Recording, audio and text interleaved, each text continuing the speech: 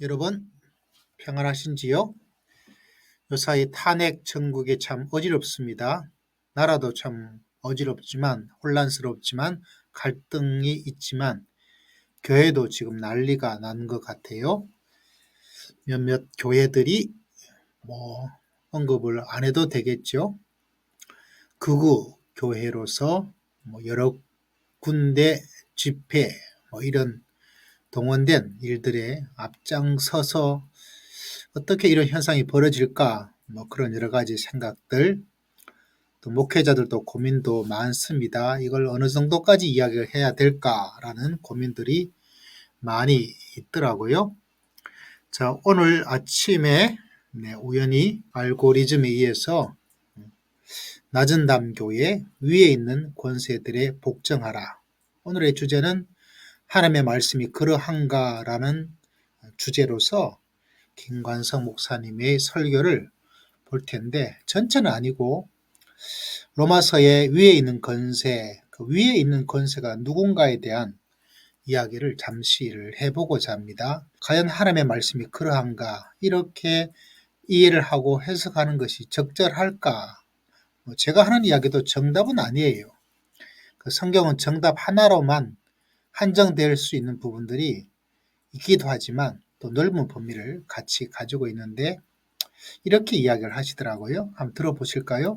그렇다면 위에 있는 권세란 정확히 무엇을 의미할까요? 바울은 국가의 행정력을 집행하는 실질적인 권한을 가진 바울 당시의 황제나 당시 공직에 몸담은 관료들을 위에 있는 권세라고 말하고 있습니다. 이 말씀을 다르게 해석할 그 어떤 근거도 본문에는 없어요. 그런데 이 말씀을 우리 시대의 많은 설교자들 중에 이렇게 이해하고 해석하는 사람이 있습니다.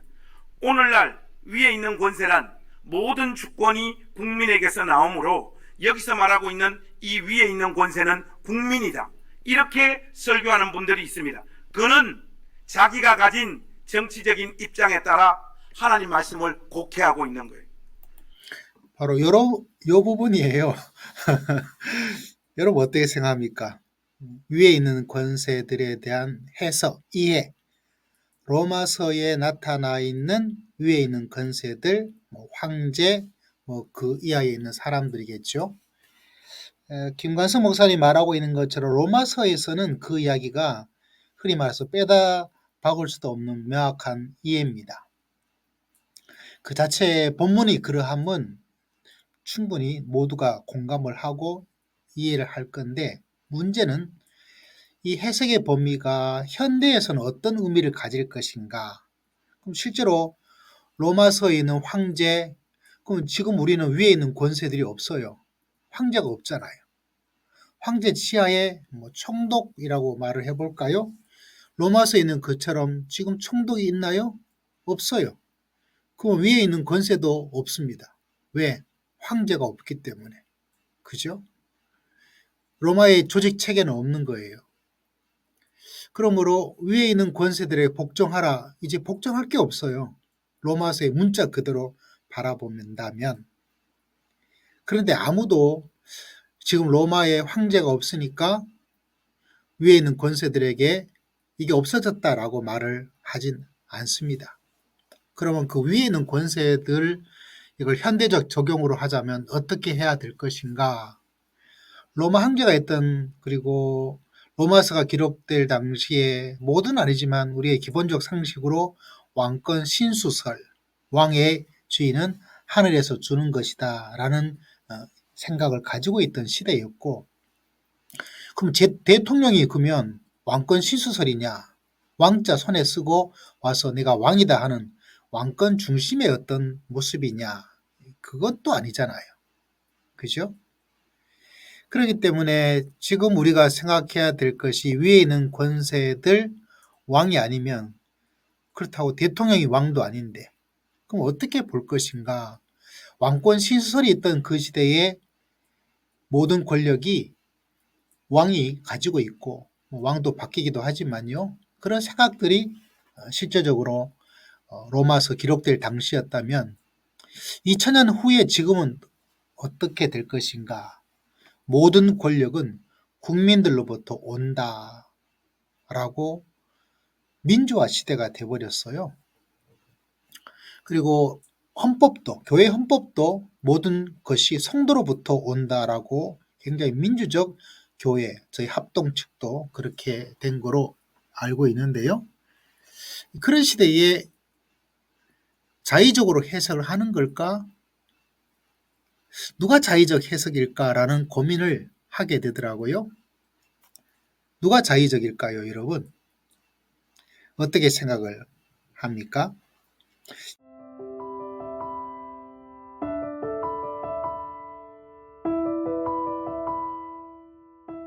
이게 좀 문제가 되는 거죠.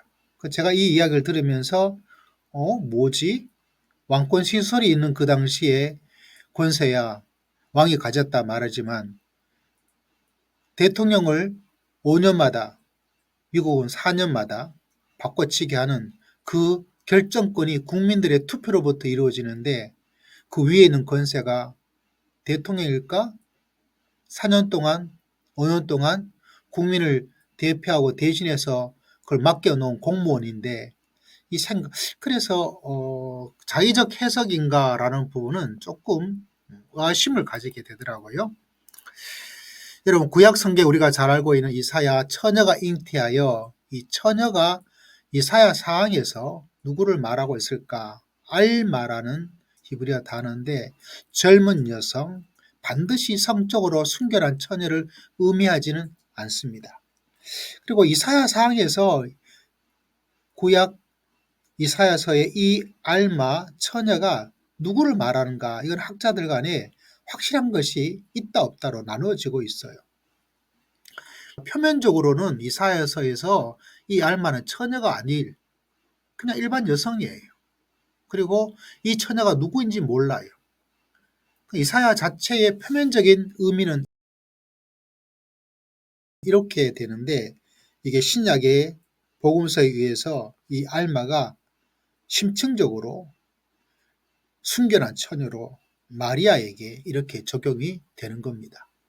다시 말하자면 문자적으로 드러난 그 말과 그 말이 원래 의도하는 바는 또 다르게 전개되는 것이 성경이 가지고 있는 아주 특별한 말씀의 이야기입니다. 다시 돌아가자면 왜 이런 이야기를 하냐면 문자적인 이야기와 심층적으로 말하고 있는 바가 차이가 날 때가 있다는 거죠. 다시 돌아가서 우리 위에 있는 권세, 왕권 신수설이 있던 그 당시에 황제의 보낸 관리들 그 위에 있는 권세라고 볼 수 있죠. 표면적으로. 그런데 20세기가 지난 이 시대에 그런 황제도 없으니까 그 위에 있는 권세도 없는 거 아니고 그리고 황제가 대통령이 자리하고 있다. 얼핏 보면 맞는 것 같지만 과연 여러분 그럴까? 그래서 그 자의적으로 해석하고 있다는 이 이야기에 대해서는 저는 선뜻 동의하기가 어려워요. 그 근거로서 그 알마가 젊은 여성이었지만은 그러나 복음서에 의해서 처녀로서 그 의미를 가지게 되는 심층적인 모습이라는 거죠. 그런 면에서 위에 있는 권세들에게 대통령, 황제 이것으로만 해석하고 적용해 나간다는 것은 이 민주화된 시대 속에서 말씀이 원래 가지고 있는 심층적 의미를 헤아리지 못한 것이 아닌가라는 생각을 하게 됩니다. 물론 저희 생각이 올바르다고 이것만이라고 말하기엔 좀 어려운 부분도 없지 않아 있겠죠. 그러나 이 부분에 있어서 김관성 목사님의 이 주장은 자의적으로 해석이고 이건 말도 안 된다라는 그 주장에 말씀이 그러한가? 라는 의아심을 가지게 됩니다. 참 어려운 시기를 저희가 보내고 있습니다. 그러나 우리나라가 하나님의 도우심으로 더 큰 어려움도 이겨냈던 하나님의 축복받은 민족입니다. 이 어려움도 아무것도 아니고 잘 지나갈 수 있을 것입니다.